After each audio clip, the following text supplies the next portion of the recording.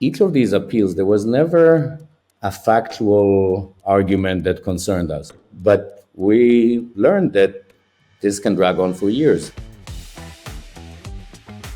13, 22, you'd been running Kingfish, founded it, run it. What got you into the idea of, I know what I'm going to do. I'm going to use my technology prowess to grow fish. There's a particular bottleneck on seafood globally, which there simply isn't enough fish in the sea, and traditional aquaculture,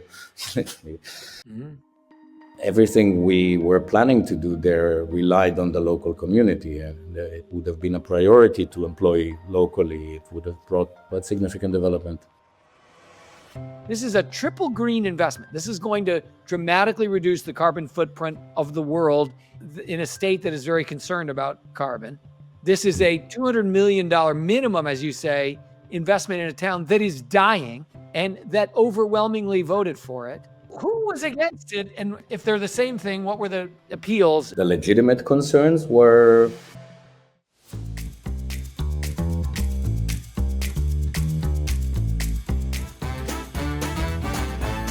So as an Israeli Dutchman walks into a bar and the bar is in Maine, how did he get there? Good question, Jonathan. I ask myself that too sometimes. It started in aquaculture. I went into aquaculture in 2013 when I first learned about land-based technology, which is maybe worth a few seconds on that. It's effectively the third way of making fish. It's easiest to understand as a sophisticated, technologically advanced greenhouse for fish instead of tomatoes or vertical farming of leafy greens. And Backyard Beauties does well here in Maine, so It should. we should be sympathetic. That led me effectively to the Netherlands in 2015, where I founded the Kingfish Company, which is today the largest land-based producer of yellowtail kingfish, also known as hamachi or hiramasa. Spent 7 years here until as founder CEO until I exited in the end of 2022. Early on, as soon as we could prove the concept in the Netherlands, it was clear that North America and the US in particular are the relevant market to look at next. Part of the benefit of this technology is that you can deploy it like a greenhouse at the relevant market. With that, you save the carbon footprint of transport of fresh seafood. You're able to provide a better product.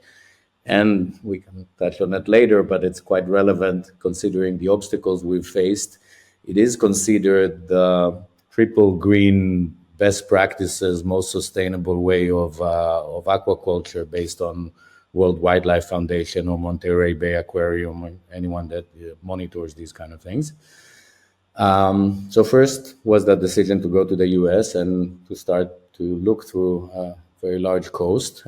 We narrowed it down to start with the East Coast, which would be easier to manage or to collaborate with in time zones with the Netherlands.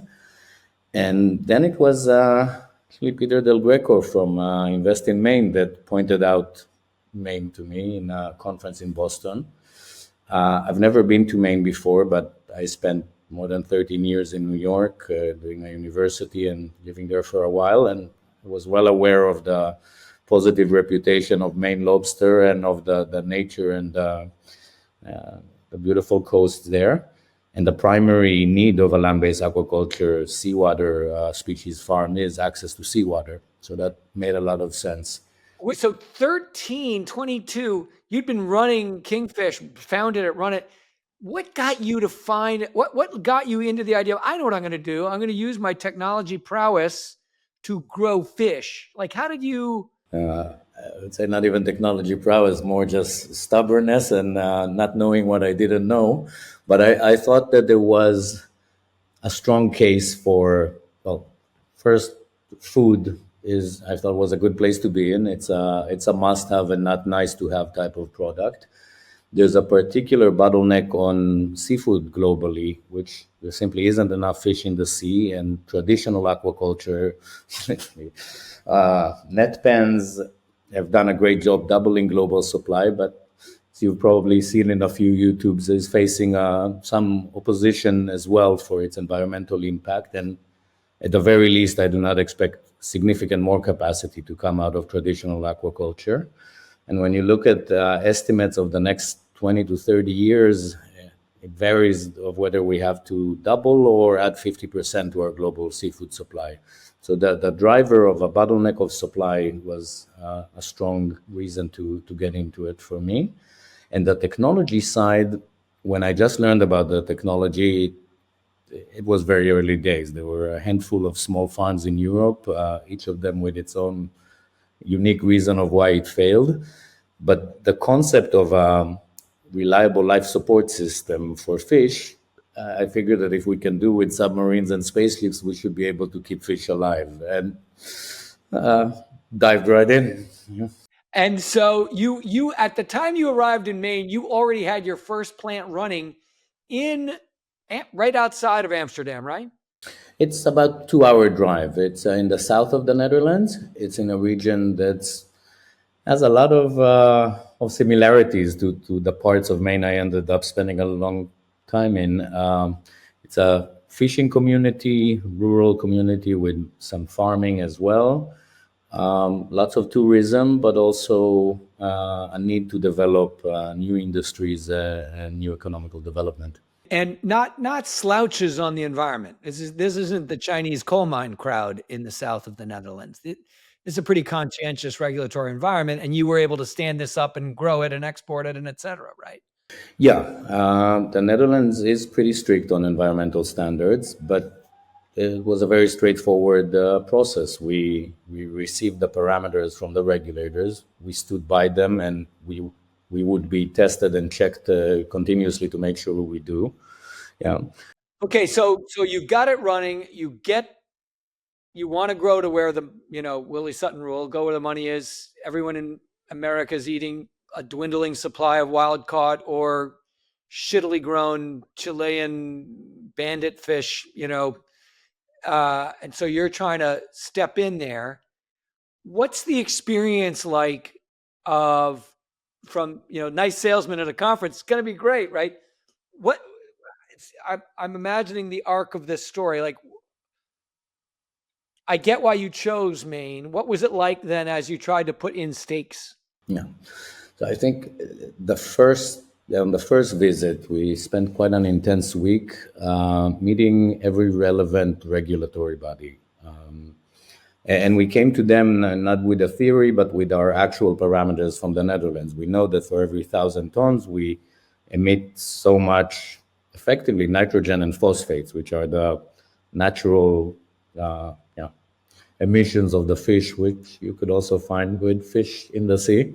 Yes. But we knew the parameters. More and more that fish in the sea are shitting in the ocean. That's something should be done about that. Yeah. Yeah. Otherwise, even a moment we were wondering if we can illustrate our effluent by number of whales passing by per day, but never got around to that. But first thing we did was, for me as a yes, no, go type of verification, was to go directly to the relevant regulators, tell them these are the parameters of intake discharge, that's how much water we would need. Does that work for you? Is that within the scope of local regulation? And I have to give credit to these regulatory organizations. They were extremely professional, straightforward, told us exactly. Turned out we were within the scope of what would be permitted. So that was both a great initial check that enabled us to go forward. I have to say also the process of getting those, I don't know if it was 7 or 8 different permits by now, was also quite straightforward. We applied, we received them. That was, I wouldn't say the easy part, but that was the part that worked. And you did that before you picked a town, before you picked a site. I guess that was first sort of going through from the macro to the micro to verify that we can develop in Maine. That was an important check, and that gave us the conviction to move forward. We then started looking through the coast, where effectively for a land-based farm, technically you need the access to seawater. There'll always be a trade-off. You might need to extend a high voltage line or a road, but as long as it is relatively accessible and can connect to electricity, the first most important parameter is the water. But then we went to look for a community that wanted us there. I know from pretty much anywhere that it depends. No one wants a fish farm right next to their vacation home necessarily, but we looked for rural communities that have almost an affinity to whether it's seafood by lobstering or fishing, which we find quite similar in character in a way to the type of people you need in a fish farm, and that would welcome such a development where, of course, we emphasize what for us seems to go without saying, but the environmental qualities of such an operation, but also as importantly, the economical impact. It is not just the immediate direct 50 to 80 jobs that such a site can employ. We've seen it in our region in the Netherlands. It has a major impact on service providers locally, hotels open, restaurants And when open, you were doing this, you had a electricians. ballpark. What was the capital employment? How much dollars were you talking about bringing into whatever town said yes? I think we were saying 100 to 200 million, and that was an understatement because we didn't get the offers locally yet. But it was at least 2 to 300 million that was expected to be spent there. That's just in the direct construction, where the majority of it, or 60-70%, would have been also local suppliers and craftsmen or contractors. But the continuous development, I've seen it near our farm in Zeeland. Literally, new hotels and restaurants have been opening up. Once you get an anchor of that much money, a market multiplier starts to happen around it. We've seen this dozens of times. So you look where, and the winner is? So eventually, we were. Well, it's funny when you first look at the map, you figure there must be 100 places you can locate because there is thousands of miles of coastline More with than all the the entire West Coast of the geographical. United States, just inside of Yeah. Maine. But then, and that's common for fish farms, you realize quite fast that you're a bit limited. You don't necessarily want to locate at a industrial area or a port because you also need clean water. And reasonably, you're not welcome right next to vacation homes The or, yacht or club. exactly. So that meant that when we started looking at it, and there again, Invest in Maine was quite helpful. We focused on rural communities, somewhat far away from places where it would be obvious that there would be objection. And then we went and we presented at town halls. And for us, it was extremely important to see that if we're not welcome there, we'll go somewhere else. It's a kind of long-term operation where you need to be a part of the community and not force yourself. There were eventually two towns, but for technical reasons, Jonesport was a better site. So most of the, let's say, after the first year or so of exploration, we settled on Jonesport and started engaging with the local community, which was This is extremely a place that had an industrial base and lost it. And you still see the the town hall there, the band hall, and all the things that were once vital kind of starting to fall down. Was the town that town was supportive when you presented? Very. They mentioned to us specifically the loss of jobs over the last decades, the dwindling amount of students at school that was threatening the ability to continue to have the school there. There was a sincere, I thought, desire to bring in development, and everything we were planning to do there relied on the local community, and it would have been a priority to employ locally. It would have brought quite significant development. It was welcome, and we worked even with the high school there for quite a while. We set up a small system of aquaponics with fish Yeah, I and remember greens. that, where the kids could see how it worked. You know, And so so you've got, first of all, go back for a minute. I love the first thing you go ask the government, nothing but nice people, professional, love that, right? How long is it before you've got all 7 permits? So first, I mean, I have to emphasize they were very professional and welcoming, but fairly strict in a good way. I mean, there were, it wasn't, yeah, what was the example you gave before? Come and dump whatever you want there. It was very responsible from an environmental standpoint, the parameters we were given.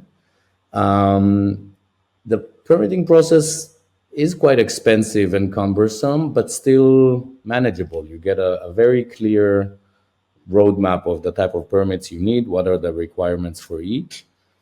There was the significant spend ahead of time to get those permits, but remember correctly, within 12 to 18 months, we had most, if not all of the 12 permits, to 18 which months is relatively of what, fast. $5 million or $1 million? What, like, I kind of definitely went over 3 and eventually 5, but most of it was later legal fees to fight the appeals okay, in we'll get to that courts. next. We're Yeah. going to get to that next. So this is pretty much a Cinderella story. Guy shows up. He's got an invention that's triple green. He goes through this 18 months, 7 permit, $3 million investment. He finds a town that overwhelmingly wants it. He's raised $200 million to put into this town, which is what, maybe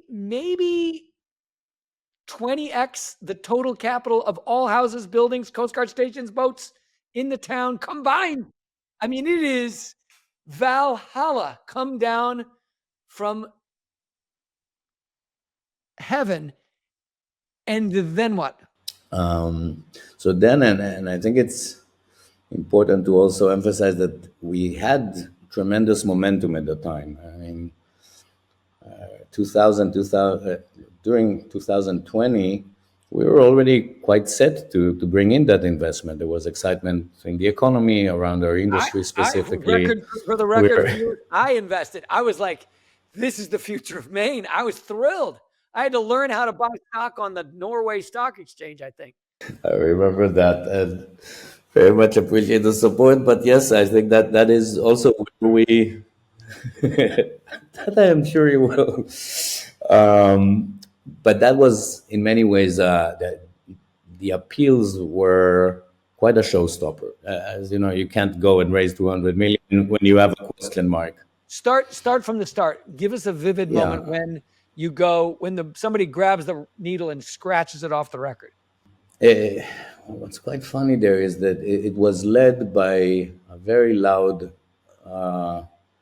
agitator that the reason I knew for a fact that it wasn't a genuine concern was that before taking on the fight against the farm, she applied for a job with us for PR and communications. So, and unless she had a significant come to Jesus moment in between, it was quite clear it was a professional agitation.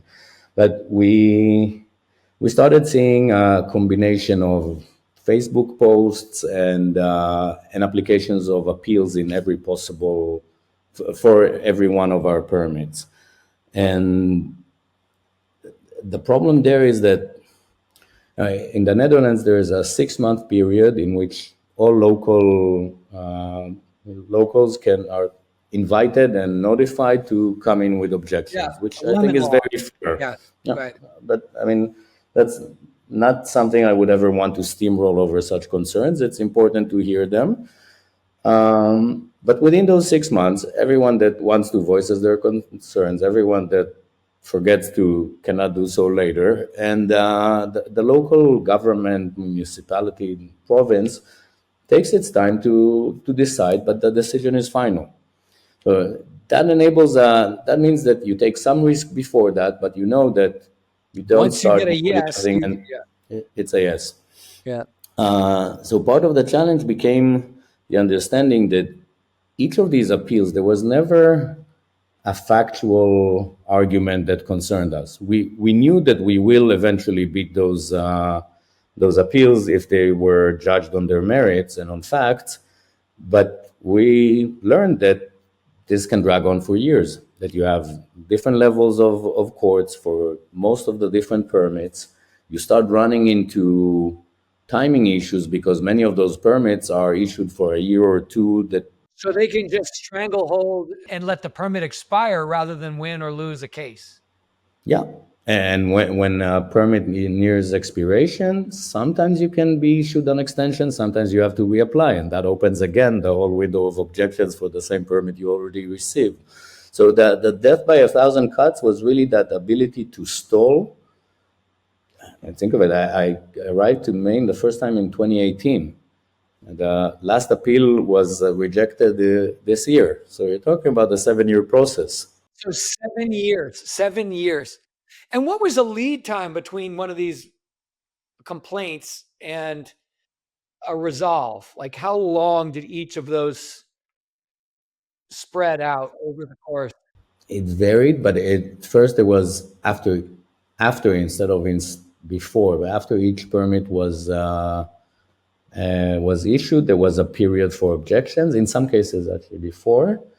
Within that period, usually that same group would file their complaint on the last day of the window, basically dragging for time. And then it depended on the workload of the courts. It could be 6 months, it could be 12 months until the next hearing. And in some cases, there was a lower court and a higher court that it then How many goes to. different courts did you end up touching by the time? I'd have to check with the guys back there. I lost track. I mean, it must have been 7 or 8 different appeals, but yeah, quite a lot. What were the I'll do two-part question. What were the appeals? Like what was the subject of concern? And what do you think was behind this? Like I don't understand. This is a town this is a triple green investment. This is going to dramatically reduce the carbon footprint of the world in a state that is very concerned about carbon. This is a $200 million minimum, as you say, investment in a town that is dying and that overwhelmingly voted for it. Who was Yeah, against it? And if they're the same thing, what were the appeals? And if they're different, yeah. So maybe I could see a clear separation between authentic, genuine concerns, which we addressed in multiple town hall meetings, and actually got to make quite some friends there. We spent a lot of time in Jonesport.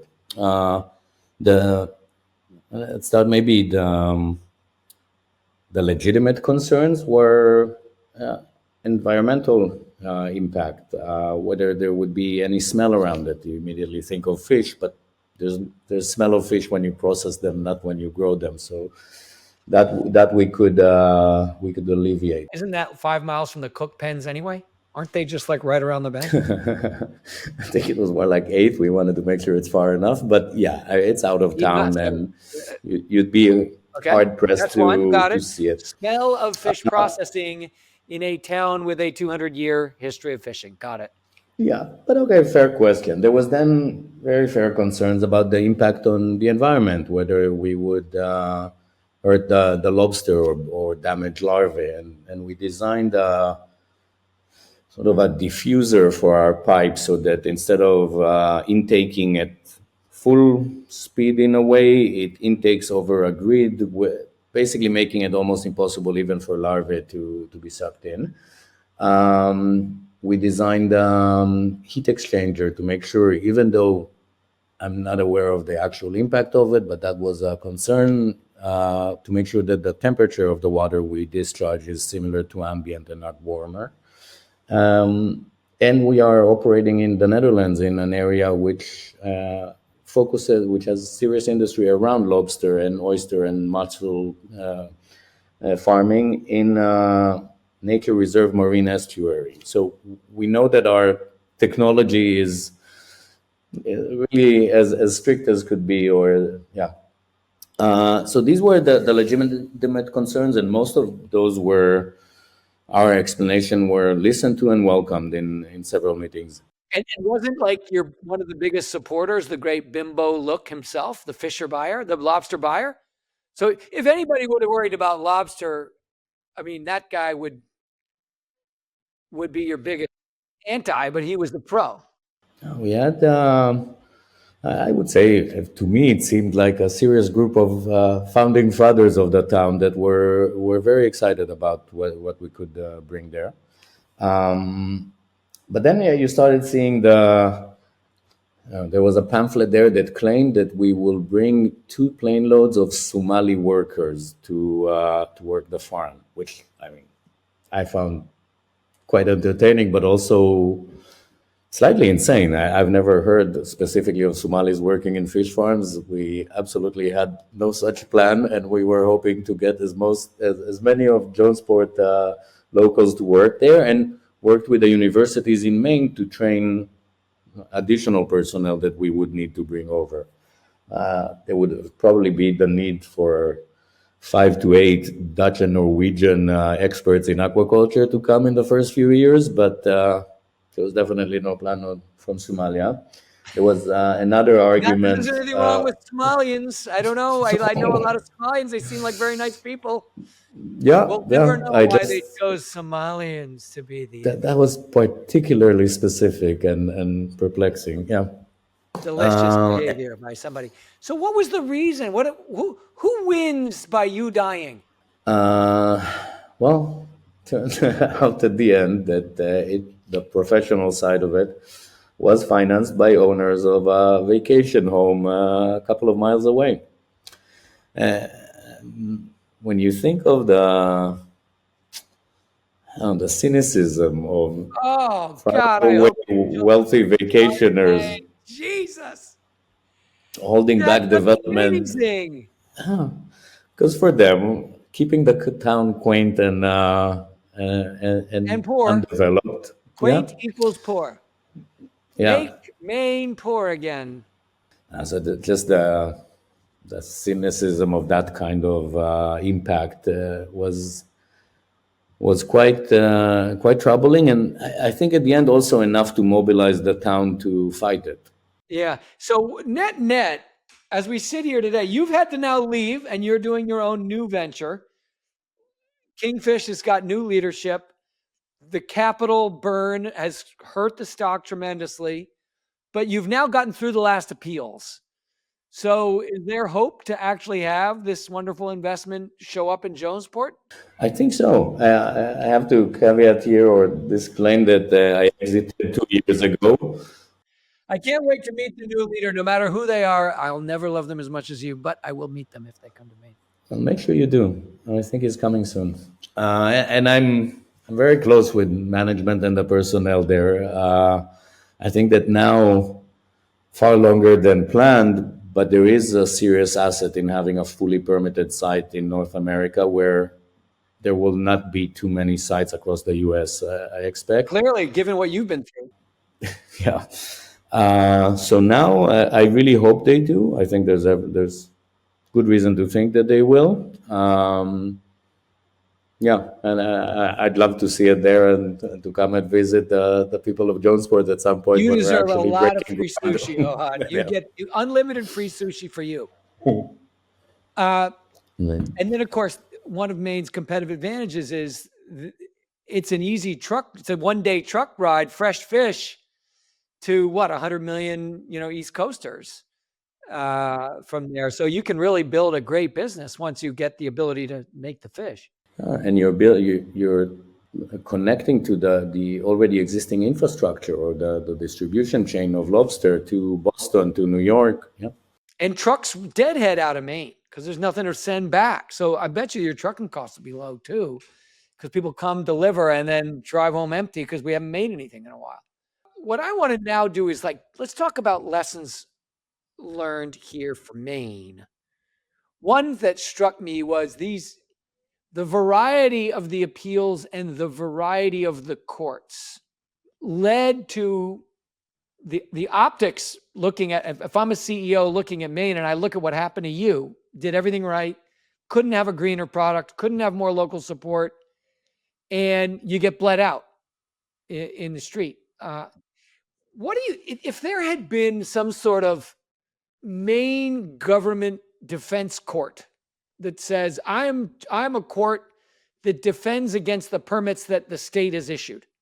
So if somebody second guesses a permit, you get a fast track with my court. and we'll hear it within, single-digit days, because we've already put this guy through 18 months and $3 million. We are tough. Maine is a tough state to get permission to do stuff with the earth or the sea with. Would that have helped if you had just a single appeals court whose job was to land on these the second they came up and turn them?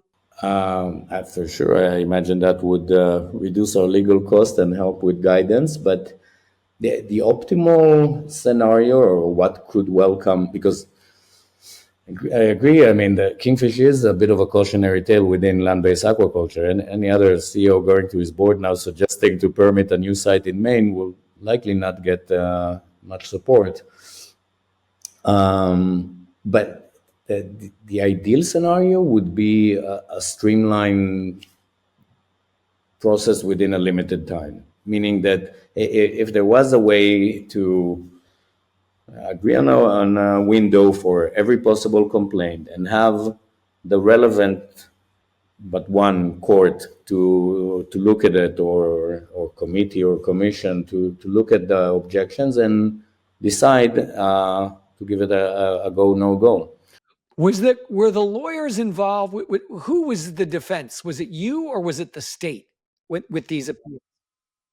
Like, did you get a legal bill every time these appeals happen, or did the state have to take care of it? We got a legal bill because we had to prepare, but technically, most times at least, it was against the state. But we had to, as the one of the two parties or the issuing parties, we had to provide information, arguments, and defense. Yeah. And did the state always give you the same lawyer that seemed to know what they were doing and stuff like that, or did you know? No. We took lawyers from pretty fancy firms in Portland. We had to pay for it and get them ourselves. You did. What about the state's lawyers? There was a case at the end where it was against the town. The town also had their lawyer, but they were sort of had to be impartial. But in each of those, we had to bring legal support and make legal arguments as to help defend our case.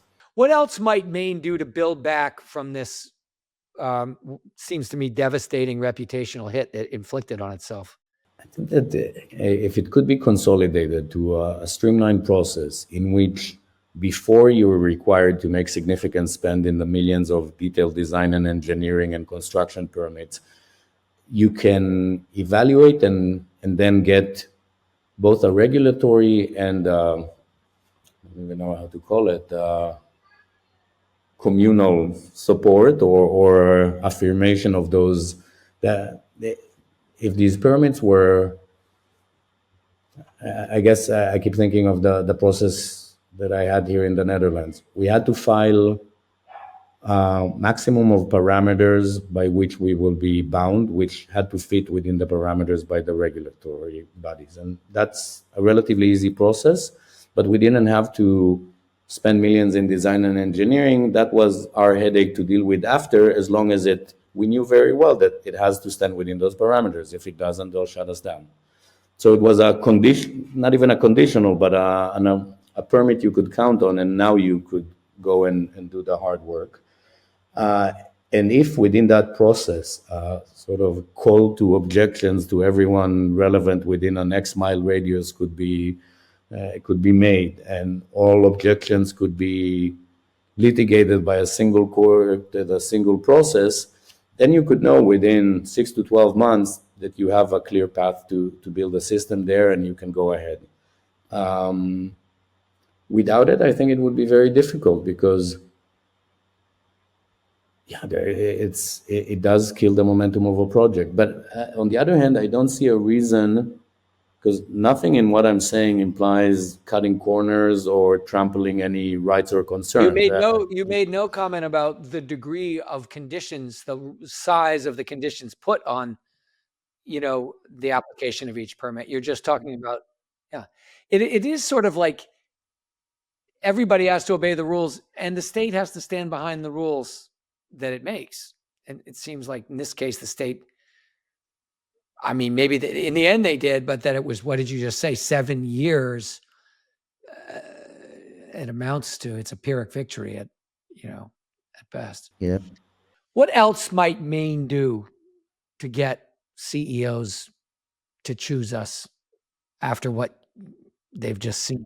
It There could be an even one step more proactive approach, which is to prepare and designate aquaculture park areas. Pre-permit. Yeah, This is agree on a a this place is where, a aquaculture zone, yep, like the that FEC. would, Here's all the lots. We're going to auction them off.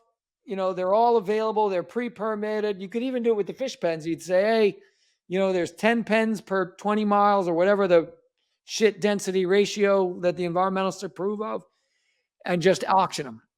I love that. And then it's like, hey, we blew it. We screwed you guys, but we've cleaned up our act. We're ready to go. We've already fought the battles. Come on and have at it. and then I'm pretty sure there would be a very active auction, because there are a lot of aquaculture and farming groups looking to develop in the US. It's extremely difficult. In most states, there isn't even a clear path to permit. And it doesn't necessarily require much. I mean, if the state could go, I've seen one case in which already the land was ready and the pump house was built. That's nice, but not even necessary. So even without major capital involved, It's just a if the political state risk. permitted It's the and went through tribalism a and some are process people of, worrying that their Chardonnay view will be whatever. I got it. Do that.